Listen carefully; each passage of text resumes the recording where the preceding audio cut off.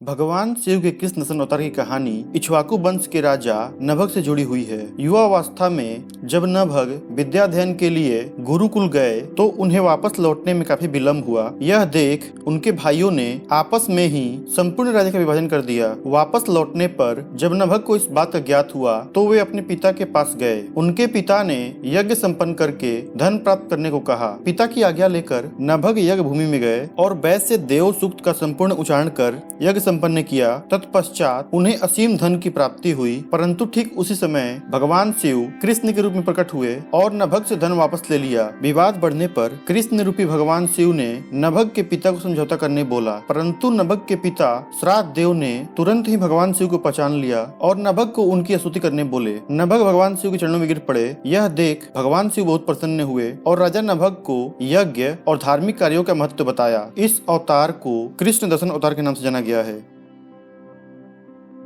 भगवान शिव के अवतारों में 13वें स्थान पर अवधूत अवतार का नाम आता है। भगवान शंकर ने अवधूत अवतार लेकर देवराज इंद्र के अहंकार को चूर किया था। यह बात उस समय की है जब देवराज इंद्र बृहस्पति देव एवं अन्य देवताओं को साथ लेकर कैलाश पर्वत पर भगवान शिव के दर्शन के लिए गए, परंतु इंद्र देव की परीक्षा लेने के लिए भगवान शिव ने अवधूत रूप धारण कर लिया और देवराज इंद्र का मार्ग रोक लिया। देवराज इंद्र ने अवधूत रूपी भगवान शिव से बार बार परिचय पूछा, पर भगवान शिव चुप रहे। इस पर क्रोधित होकर देवराज इंद्र ने अपना वज्र निकाला, परंतु जैसे ही वे वज्र प्रहार करने वाले थे उनका हाथ पत्थर का हो गया। इस घटना को देखकर ऋषि बृहस्पति ने तुरंत ही शिव जी को पहचान लिया और पूरी विधि के साथ में उनकी स्तुति की। यह देखकर भगवान शिव प्रसन्न हुए और देवराज इंद्र को माफ कर दिया।